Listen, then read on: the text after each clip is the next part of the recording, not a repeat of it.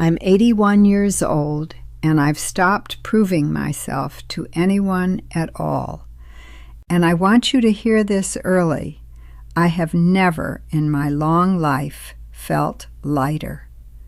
For most of my years, I thought I had to earn my place in every single room. I thought love was something you kept winning over and over, or you lost it. So I proved. I proved I was right. I proved I was strong. I proved I was fine. I proved I was a good mother, a good wife, a good woman, right up to the end. And it wore me down to the bone, this endless proving no one ever asked me for. Tonight I'll name the 9 things I finally stopped proving and what came after. Not with anger. I'm far too old and far too tired for anger now, my dear. Just an old woman at her kitchen table telling you what the proving cost her.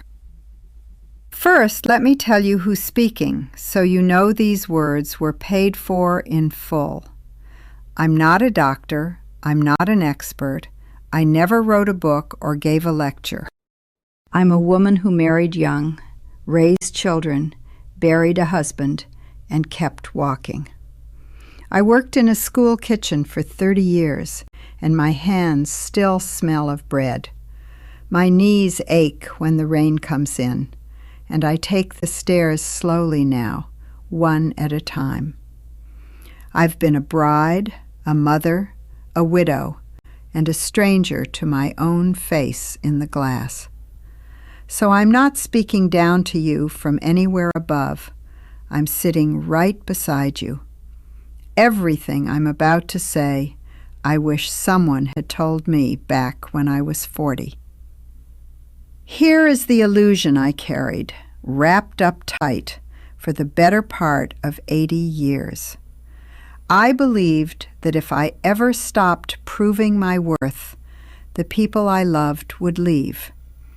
I believed a woman had to be useful, right, and pleasant, or she'd be set aside. My mother lived that way, and her mother before her, and I never once questioned it.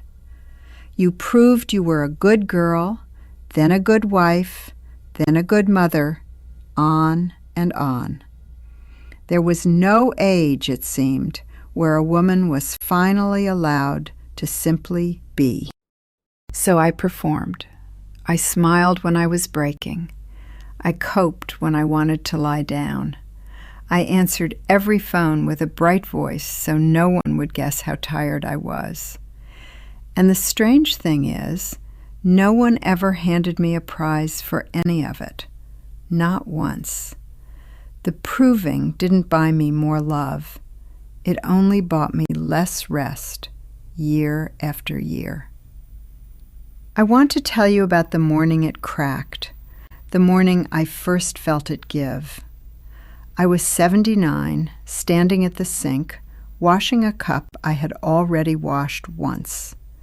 My daughter had called the night before, and I'd spent the whole call proving I was fine alone, proving I didn't need her, proving the house wasn't too quiet.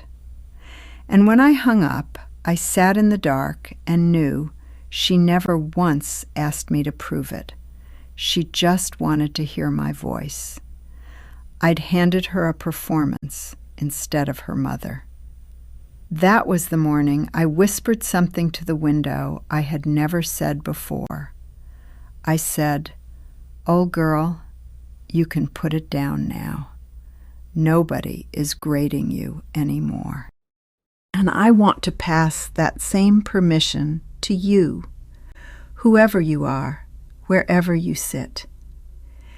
If you are somewhere past 60, still proving, still performing, still so tired, this is me, an old woman, telling you that you are allowed to stop, truly allowed.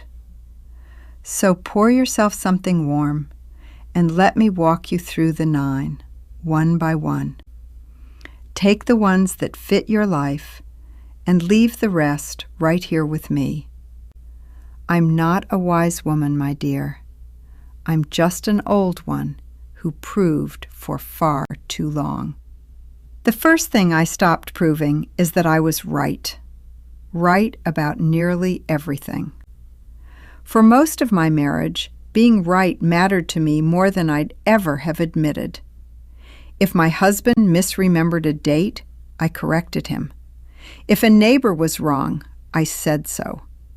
I kept a little scoreboard in my chest, and I hated to be on the losing side. I remember one autumn evening we argued over the year we'd bought our first car. He said it was 1962. I was certain, dead certain, it was 63. We dug out the old papers just so I could lay the proof on the table between us. I was right. The papers said 63. And I felt that small, cold flush of winning. He just looked at me, tired, and said, "You know, I only wanted to remember it with you." I've never forgotten his face. I won the year, and I lost the evening we could have had. He's gone now, and I'd give back every argument I ever won just to sit with him wrong, to let him say 62 and nod and hold his hand and not care one bit who was right. Being right is a cold thing to hold at night. It doesn't call, it doesn't visit. Somewhere past 70, I understood that most arguments aren't about facts at all. They're two people, each saying, "Please see it my way. Please tell me that I matter." So now, when someone remembers it differently than I do, I let them. I truly let them. If my grandson swears the summer we went to the lake was a different year, I smile. I say, "You might be right, love," and I watch how his shoulders come down when I do. It costs me nothing to be wrong on purpose. It buys a warmth being right never did. I don't mean you let people lie to you or walk on you. That's a different thing. I mean the small correcting, the endless setting straight, the need to win little wars. Put it down. Nobody carves who was right about the car onto anybody's headstone. What they carve is whether you were kind, whether you were warm, whether you stayed. That's the first thing I stopped proving, and my house is quieter and softer since. The second thing I stopped proving is that I was a good mother to the world and to myself. Oh, this one held on the longest. Its fingers dug deep into the softest part of me. When my children were small, I measured myself against every other mother in town. Whose child read first? Whose kitchen was cleaner? Whose boy said please and thank you? I baked for every school sale, even when I was bone tired, so none would think me less.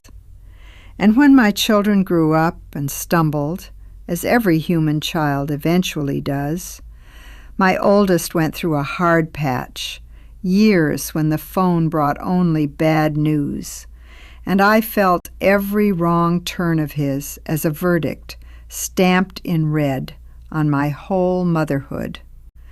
I lay awake asking what I did, where I failed, what I should have done differently. I defend myself to women at church who never once accused me of anything at all. The judge was never them, you see. The judge was always the woman in my own mirror. It took me until near 80 to understand a thing I'll give to you now for free. You can be a good mother and still have a child who struggles. Both are true at once. Children are not report cards. They are whole people with weather of their own. I loved mine fiercely.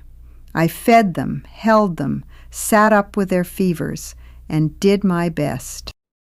My best wasn't perfect, because no mother's ever is, and I've made my peace with that. My son found his footing, in the end, in his own time, not on my schedule, but his. And do you know what helped him most? Not my proving, not my worry, my steady love. The day I stopped defending my record as a mother, I became a better one at 80, because I stopped managing how it looked and started just being there when he called. If you lie awake tallying your failures as a parent, let an old woman tell you this: you did more than you'll ever get credit for, with less than you ever let on. Put the ledger down. Love them today. That is the whole of the job that still remains. That's the second thing I stopped proving, and my children feel closer for it, not further. The third thing I stopped proving is that I was strong and that I never needed help. I was the one who held everyone else up, the steady one, the one who never fell apart. When my sister was ill, I nursed her. When neighbors grieved, I brought the casseroles. I'm fine. Those were the 2 words I said more than any others in my whole life. I said them at my husband's funeral, straight-backed, so no one would have to worry. I said them when my hip first failed me and I couldn't carry the shopping alone. I said them when the winters got long and the silence in the house grew teeth. I'm fine. I'm fine. I said it so often I nearly fooled the one it mattered to, me. There was a winter I slipped on the ice and couldn't rise, and lay there a long while. A young woman stopped and helped me up and asked, "Is there someone I can call for you?" And I said, "Oh no, I'm fine, thank you," while my hands shook too hard to button my coat. She didn't believe me. She waited with me. She made me tea in my own kitchen. And I wept right there from the sheer relief of not being strong for 1 single hour. That stranger taught me what 40 years of coping never had. Needing help isn't weakness. It's the oldest, most human thing there is. We were never meant to carry it all alone. Being strong all the time isn't strength, my dear. It's a locked door nobody can enter. And the loneliness behind that door will cost you more than any moment of asking ever could. So now I let people help me. I let my neighbor carry the heavy bags up my steps. I let my daughter fuss. I say, yes, I could use a hand, and I watch it draw them closer. People want to be needed by the ones they love. My proving had robbed them of that gift. When you say, I'm fine and you are not, you don't spare them. You shut them out. Let them in. Let them see you. Say, I'm having a hard day, and stay in the room. That's the third thing I stopped proving, and I have never felt less alone than now. The fourth thing I stopped proving is that I was still useful, still needed by everyone. For years I believed my worth was measured by what these 2 hands could still do. I was the one who hosted every holiday, cooked for 12, and washed every dish after. I knitted for the new babies, remembered every birthday, drove folks to their appointments. And underneath all that doing was a quiet fear I never once spoke aloud to a soul. If I stopped being useful, would they still come? Or was I only the woman who did things? The year my hands got too weak to host the big dinner, I nearly grieved it like a death. I thought, well, that's it. Now they'll have no reason left to gather around me. So my daughter moved the dinner to her house and told me to come and just sit. Just sit. I didn't know how. I hovered. I tried to help. I apologized for my useless hands, and she took me by the shoulders and set me in the good chair by the window and said, "Mama, we don't come for the cooking. We come for you. We always came for you." I had spent 50 years believing I had to earn a seat at my own family's table, when the truth was the seat was mine simply because I was theirs and always had been. You are not a machine that earns its keep by working. You are a person who is loved. Loved for your stories, your laugh, the way you know everybody's history by heart. The doing was never why they loved you. It was just the only way you'd let it show. Now I let myself be useless and beloved at the same time, and it took real courage. I sit in the good chair. I tell the old stories. I let the young ones wait on me. And the love did not leave when the usefulness did. It had never been about that at all. If you are running yourself ragged, proving you're still needed, hear me and rest. You earned your place a lifetime ago. You get to keep it now for nothing but being you. That's the fourth thing I stopped proving, and the holidays feel like holidays again. We love you, Mom. The fifth thing I stopped really proving do. is that I wasn't lonely, that the quiet was my choice. Oh, the pride in this one. I would not for anything let it be known that I was lonely. When people asked how I filled my days, I had a whole bright speech ready to go. "Oh, I keep busy," I'd say. My garden, my programs, my little routines. I love the peace. And some of that was true, but some of it was a curtain I hung over an empty room. The truth is, there were evenings the silence got so loud I'd turn the television up to it. Not to watch, just to hear other voices in the house, pretending they were company. I'd set one plate, eat standing up sometimes, because a table set for one can ache. And still, if you'd asked, I'd have smiled and said I was perfectly content alone. I thought admitting the loneliness would make me a burden or a pity or an old fool. What changed me was a woman at my church, older even than me, who said it plainly. She said out loud at the coffee table, "I get so lonely on Sundays I could cry." And instead of pity, 3 of us leaned in and said, "Oh, me too, so do I." We had all been sitting in the same lonely, each one proving to the others we weren't.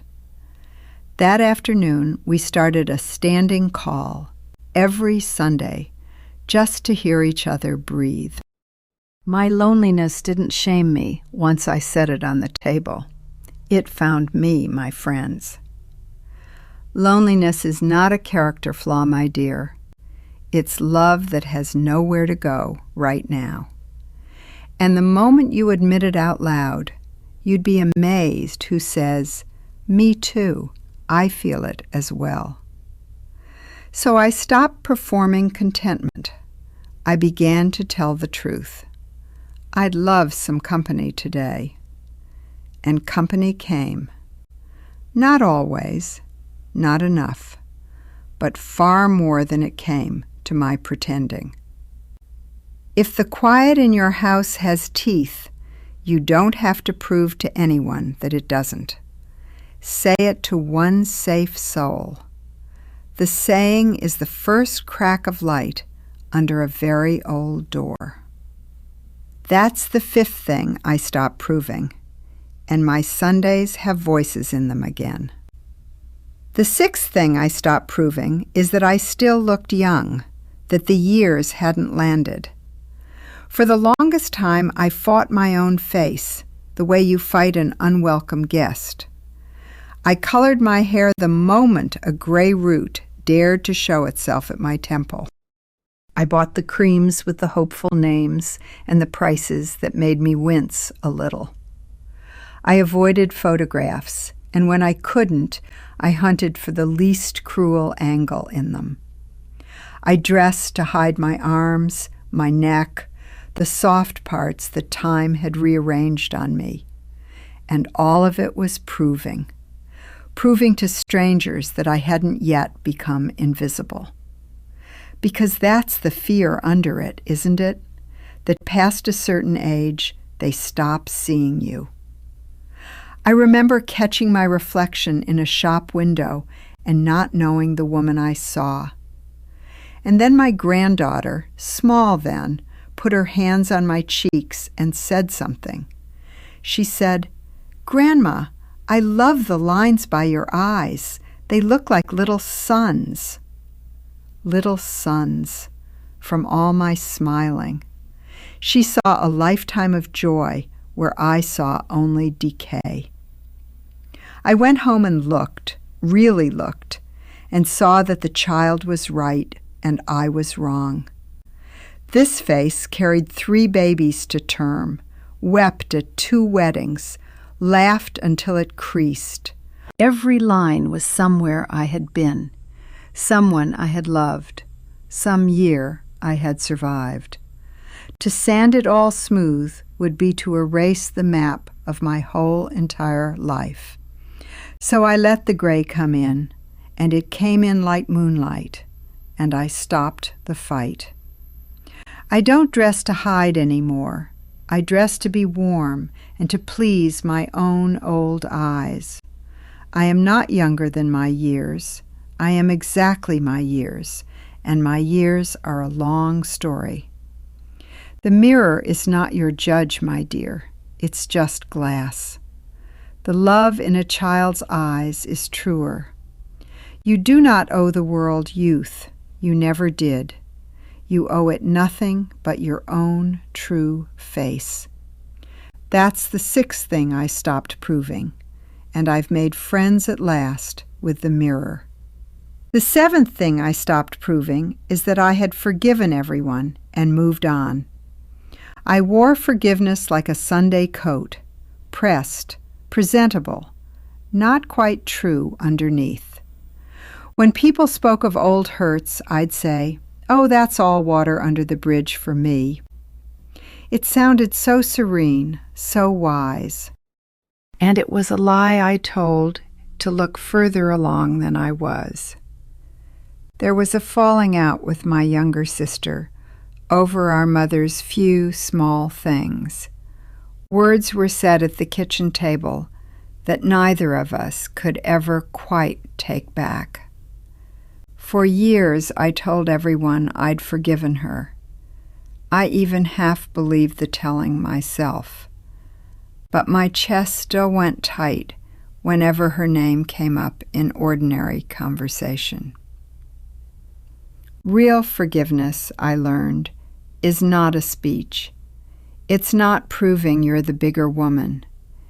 It's a quiet, private letting go that no one else ever needs to see or to applaud. And you cannot let go of a thing while you're still holding it up as proof of your grace. The performing of forgiveness had actually kept the wound open, dressed up as healing. So one afternoon, I stopped telling the world I'd forgiven her, and I just called her. I didn't say I forgive you.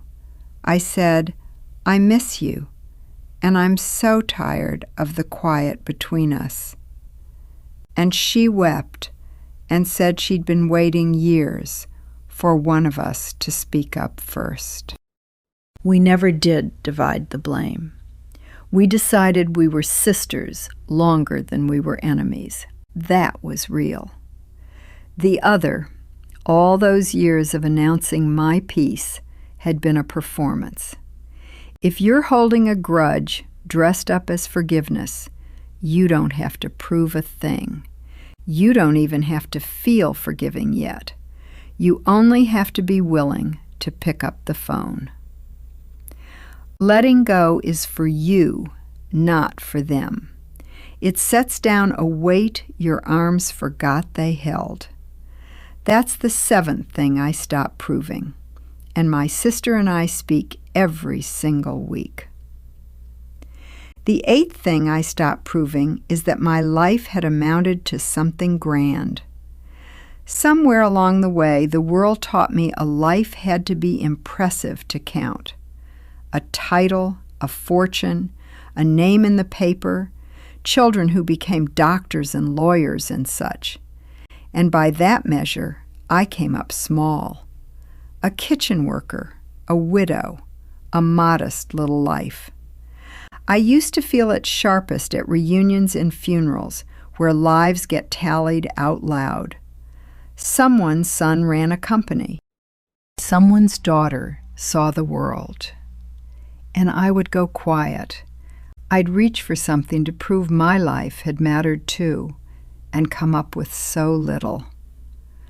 I raised 3 good people. I kept a home warm. I was a steady friend. It felt too plain. Then, at my husband's funeral, a man I didn't know took both my hands in the doorway. He said, "Your husband told me once your kitchen was the only place he ever felt safe." Safe. That plain little kitchen with the chipped cups was somebody's whole safe harbor. And it struck me that a life isn't measured in the loud things at all. It never was. It's measured in the warm rooms you made, the people who felt softer for knowing you, the child you calmed, the friend you fed, the hand you held when the news was bad. None of that makes the paper. All of it makes a life, the realest kind there is. I stopped auditioning my little life for a world that was never the right judge of it. My worth was never in what I'd achieved. It was in who I'd loved and how long. And by that count, I am a wealthy woman, and I have been all along without knowing it. If you feel your life was too small to matter, count it again by the right measure. Count the comfort you gave, the ordinary, faithful love. It's more than you think. That's the 8th thing I stopped proving, and I'm proud now of my plain and tender life. The 9th thing I stopped proving is the deepest one and the hardest to say out loud. I stopped proving that I was worth loving, that I had earned the right to take up space. Under every other proving on this list, this one was the root that fed them all. Somewhere very young, I picked up the idea that love was a wage, earned fresh each day, that I was not, all on my own, quite enough, that I had to add something to be kept. So I was helpful and pleasant and right and strong and useful and never any trouble. I made myself easy to love the way you make yourself small to fit through a low door. And a person who believes she must earn love can never once relax inside of it. She's always watching the ledger, always afraid the day she stops earning is the day it ends. I carried that fear to the edge of 80, the sense that I was on some kind of trial. What freed me in the end was watching how I loved my own grandchildren, plainly. I didn't love them for their grades or their manners or a single useful thing they did. I loved them because they existed, because they were mine, for no reason and every reason. And one night it turned in me like a key, and I thought, well then, so am I. I am somebody's child too. I was loved like that once, before I'd proven a single thing. A newborn earns nothing and is adored completely. That was me. That is still me. The worth was never something I had to build. It came in with me on the very first day. You do not have to earn your place on this earth, my dear. You are not on trial here. You were worth loving asleep in your cradle, and you are worth loving in your chair tonight. Nothing you did built it, so nothing you fail to do can take it away from you. That was the ground under everything. And the day I stood on it, all the proving fell quiet. That's the 9th thing I stopped proving, and for the first time in my life, I am at rest. Now let me come down off the list and sit closer and talk about your life instead of mine. Because I didn't tell you all this to look back. I told you so you might set something down tonight. Let me give you a few small pictures, the kind from the kitchen and the porch, to hold. Picture the phone call with your daughter, the one where you perform how fine you are. Next time, try one true sentence instead. Say, I've missed you. Say, today was a little hard. Watch how the call changes. Watch how she stops managing you and starts meeting you. Truth is a door. Proving is a wall. You've been building walls and calling them love. Picture the gathering where everyone lists what their children have achieved out loud. You don't have to enter that race. You can simply say, mine are kind and I'm proud of them. And then let the silence be. You needn't prove your life to a roomful of strangers. Picture the old friend you've drifted from over some hurt neither of you can quite name. You don't have to prove you were right. You only have to say, I miss you. Tea sometime? Half the estrangements in this world are two people waiting for the other to go first. Be the one who goes first. At my age, I promise you, no pride is worth the silence it buys. Picture the box of old letters in your closet, the one you can't read and can't throw out. Sit with it on a slow afternoon. Keep the ones that warm you. Let the rest of them go. You needn't prove your whole past was worth it. Just carry what still serves you now. Picture the morning you look in the mirror and reach from habit for the thing that hides you. Try leaving it off just once. Go out as you are. Let the world meet your true weathered face. Nobody worth your time will love you less for your years. The rest were never your people. And picture the hardest one, the moment you catch yourself earning love from someone dear. Stop your own hands. Sit down beside them. Let yourself be loved for nothing at all. It will feel unnatural, like writing with the wrong hand. Do it anyway. That's where the rest is. People ask me sometimes, what would you tell your younger self if she could hear you now? And I always say the same thing. I'd sit that tired 40-year-old woman down and hold her. I'd say, sweetheart, you're running a race that has no finish line and no prize at the end. Nobody is keeping the score you think they're keeping. You made the whole scoreboard up. The people who truly love you are not grading your performance. They're glad you're here. And the ones who are grading you were never going to be pleased, however hard you ran. So stop running, dear one. Turn around. The love you're chasing has been right behind you. I tell her to rest more and prove less and trust she was already, always enough. I can't tell her. She's gone on ahead of me into the years, doing her best with what she knew. But you're still here. You can still hear me.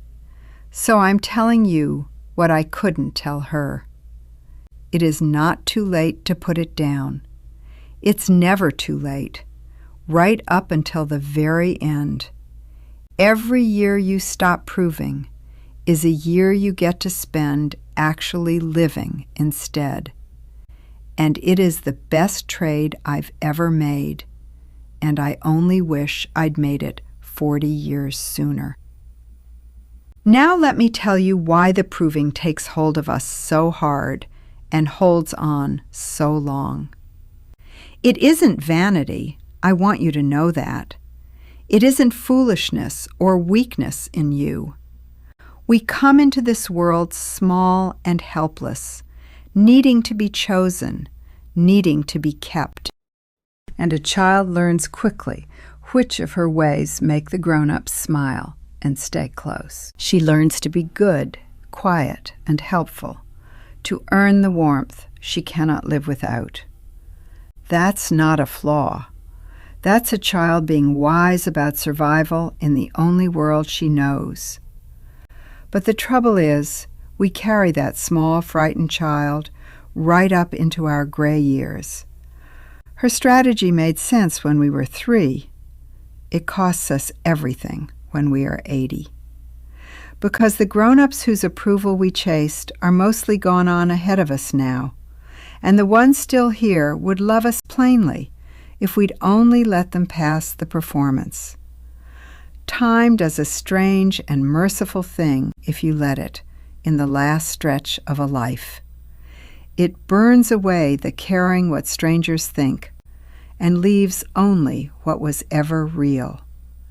When you've buried the people you buried and seen what you've seen, the scoreboard gets small. You start to see that almost nobody is watching you as closely as your fear insisted. Everyone is far too busy performing their own show to be grading yours as well. That's not a sad thought, my dear. It's the most freeing one I know. Nobody's watching. You can step off the stage and the theater doesn't empty because it was never full. It was just you up there, all along, playing to a house of your own old fears. Memory teaches it too, in the end. I remember so little of what I achieved or proved, but I remember every kindness, every warm room, every hand that held mine in the dark. That's what stays. That's what the heart keeps when the rest of it lets go at last. So the proving was never buying the thing I wanted. Love was never for sale to begin with.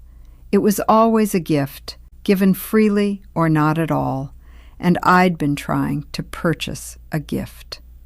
Let me take you back to that kitchen sink where I told you this all cracked open. It's been almost 2 years now since the morning I told the window to put it down, and I want to tell you what a life looks like on the far side of all that proving. This past spring, my daughter came for a visit on an ordinary Tuesday, no occasion at all. And for the first time in my life, I did not clean the house top to bottom to receive her. I did not bake. I did not lay out the good cups or hide the mending on the chair. I let her find me as I was, in my old cardigan, the kitchen a little untidy, the radio on. And she came in, and she stopped, and she looked at me, and her eyes went soft and wet. She said, "Mama, you seem so much lighter. What happened to you? You seem happy." And I took her hands and I told her the truth, the same truth I've been telling you. I said, "I stopped trying to earn all of you. I finally believed that I already had you."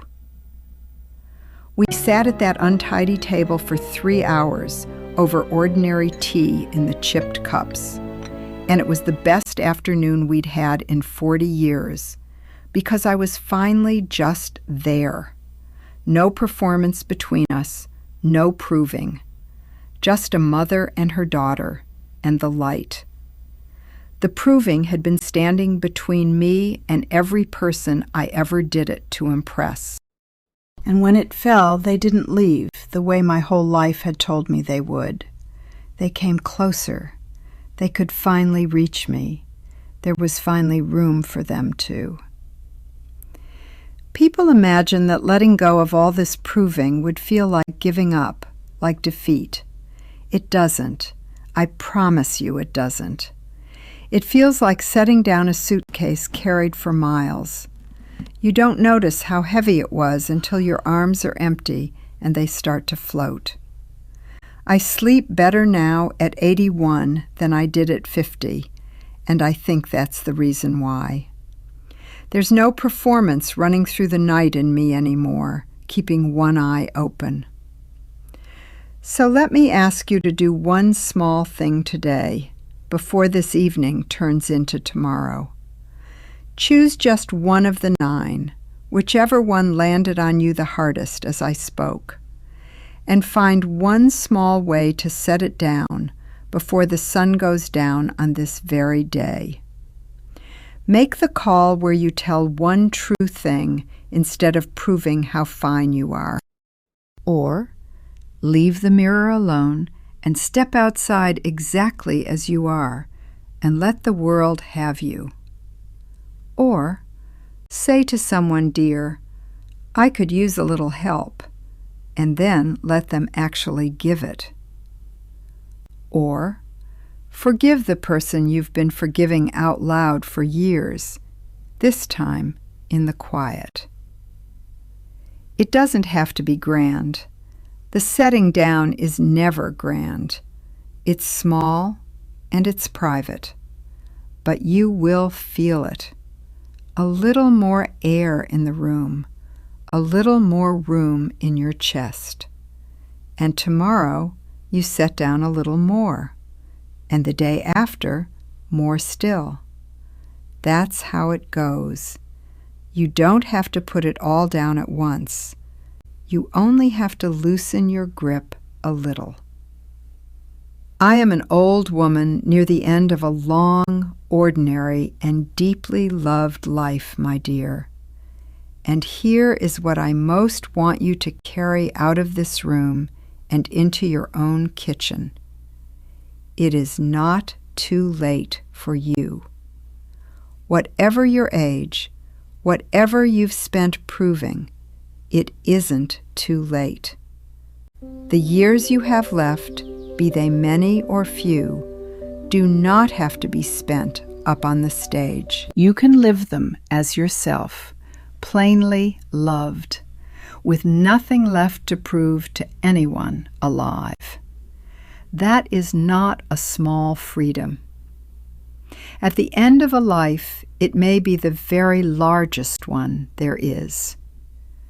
I spent 80 years earning a love that was already mine, for free, the whole time. Don't do what I did. Don't wait as long as I waited to come home to yourself at last.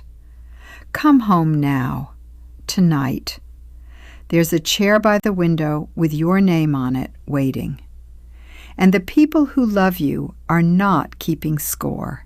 They never were. They just want you in it. You are enough. You were always enough. You'll be enough long after the proving is gone. Rest now, dear one. You've done more than enough. You are allowed to simply be here. If you've stayed with me all this way to the end, then I think you and I are alike. We've both carried too much for too long, and we're both ready to set some of it down. So let me sit with you again. If these words reached you, subscribe and stay close by. Light a candle, pour the tea, and come back, and we'll be a little less alone together. Leave me one word below. Tell me which of the 9 you're setting down tonight. I read them in the evenings, and every one of them warms this old woman's quiet house. And next time, I want to tell you about the things I wish I'd said before it was too late. The words I swallowed, the I love yous I saved for later, the later that never came. It's called The Things I Left Unsaid, and I've been gathering my courage to tell it. So stay with me. Come back. There is more an old woman wants to give you before I forget.